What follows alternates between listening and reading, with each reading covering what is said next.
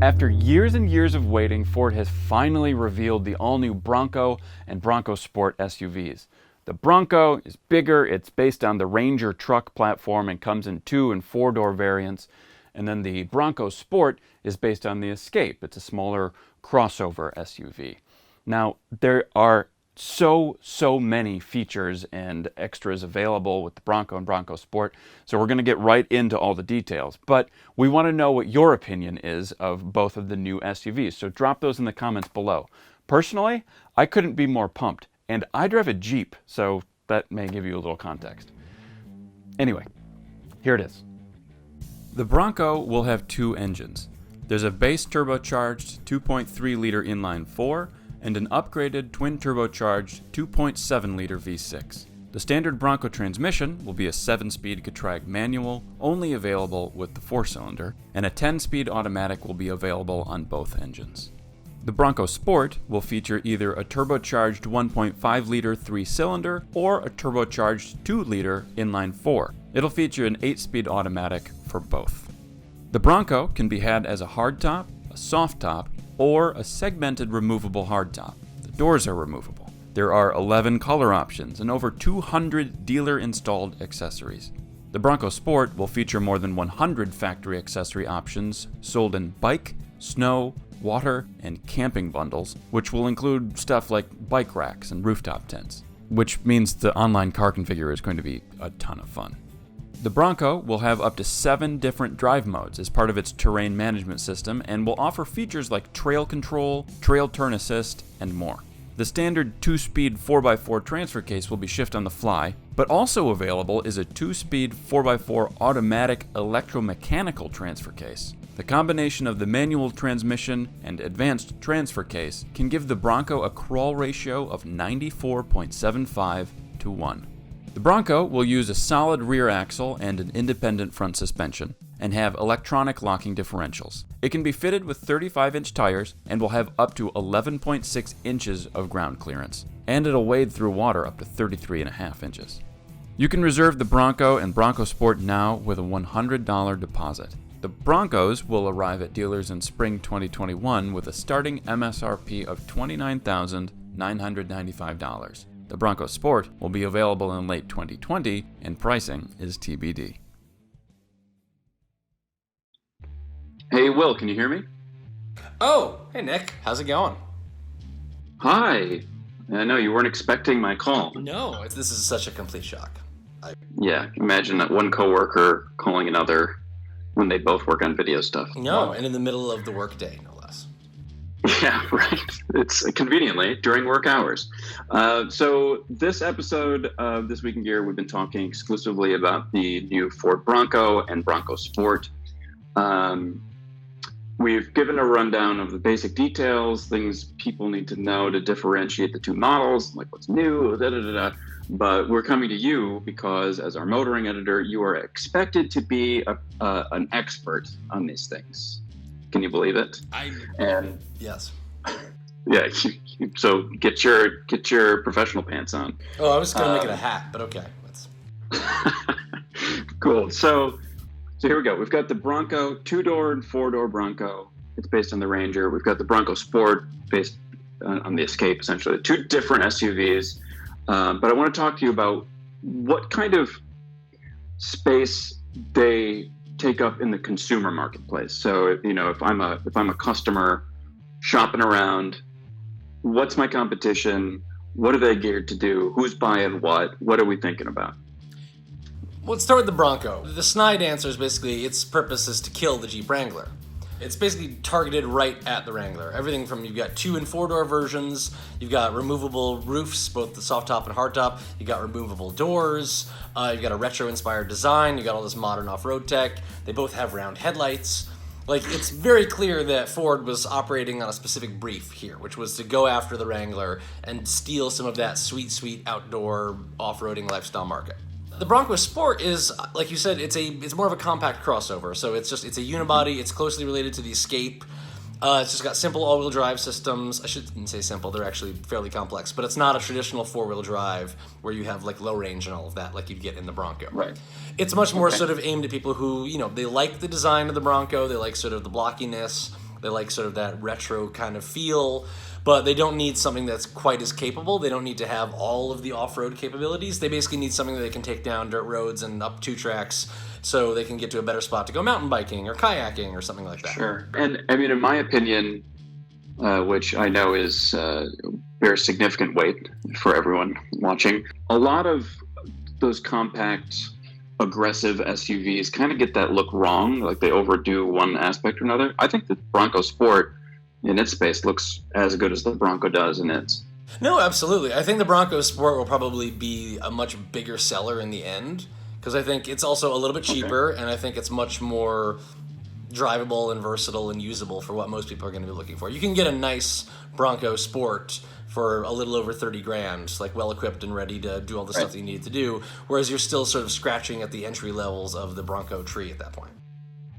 Oh, that's a good way to put it. And speaking of getting one, I just saw this morning that there's a huge backlog of customers now. Like you can reserve a Bronco for $100, and then when they are finally available, they'll start doling them out in order of, I guess, of order of people who were reserving. But that backlog is huge. Yeah, they're saying right now it's basically an 18-month backlog. So if you put an order in today, then you're going to be getting yours 18 months after production starts. But here's the thing, is that production actually doesn't start until Q1 of 2021. So realistically, if you put your order down now, you could be looking at getting your Bronco Q3 of 2022. Which is 2 years away. You know, another thing I failed to ask when we were talking about the Wrangler is, or to mention, is the Land Rover Defender. Mm-hmm. That occupies the same space as the Bronco and the Wrangler, but is, you know, more high end, right? It's a premium vehicle rather than a more accessible one. But how do you think they'll compete? It is, but I could see the Bronco actually taking some of the sort of thunder away from the Defender. Because the Defender, obviously, while very capable from everything we've seen about it so far, haven't had a chance to drive it yet, but it did go to a unibody chassis. It is much less traditional than I think a lot of people would have wanted. And I think that the Bronco, especially in like the higher trim levels, when you can get all of the off-road options and you get the bigger engine and the more upgraded interior, things like that, is basically closing in at where the Defender starts. So if you're sort of more of a traditional Land Rover diehard and you're disappointed with what the new Defender has become, it's very easy, I could imagine, for people to look just like, oh, look at this Ford, which is also, it's got round headlights and it's very boxy fendered and it's a traditional 4x4 and it comes with all of these cool off-roading features that I'd have to spend 70 or 80 grand to get their equivalent on the Land Rover Defender, and even then I don't know if I would trust it to be as dependable as this $50,000 fully kitted out Bronco. Yeah, that's a fine point.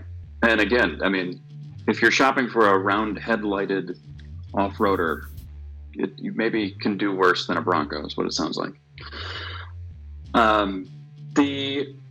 So the next part, that's performance in the marketplace in terms of who's buying what. But what about when it comes to actually putting wheels to pavement and not pavement? How do you anticipate the Bronco will perform, particularly compared to the Wrangler?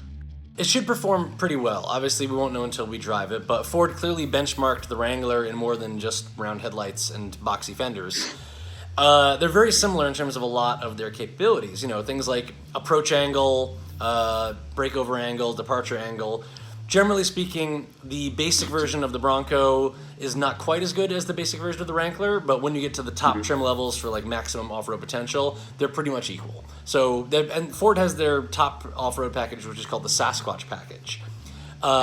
Basically, they seem to be planning on a lot of people who really want to go and do serious off-roading to be choosing this package, which is kind of a bummer because you also can't get it, at least right now, with the manual gearbox.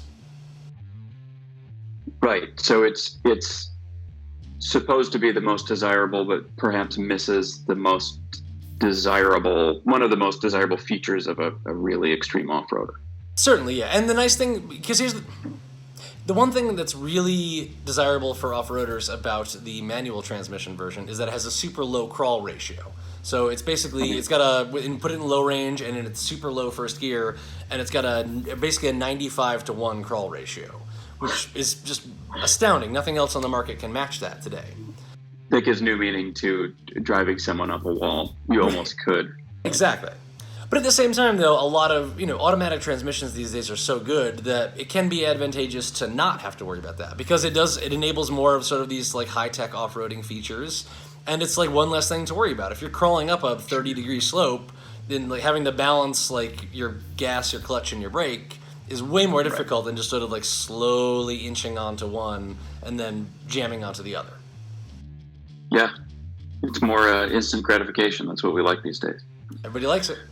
That kind of covers my two main questions. What about your final thoughts? Like, what are you thinking? You're not going to be able to drive this thing for a while, so I'm sure you have a lot of pent up sort of desire to figure out a lot more about it.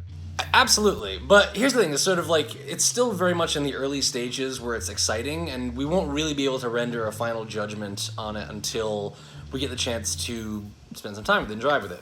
It's right. Sort of, in a weird way, like the launch of a big car like this. It's like the launch of a Christopher Nolan movie, right?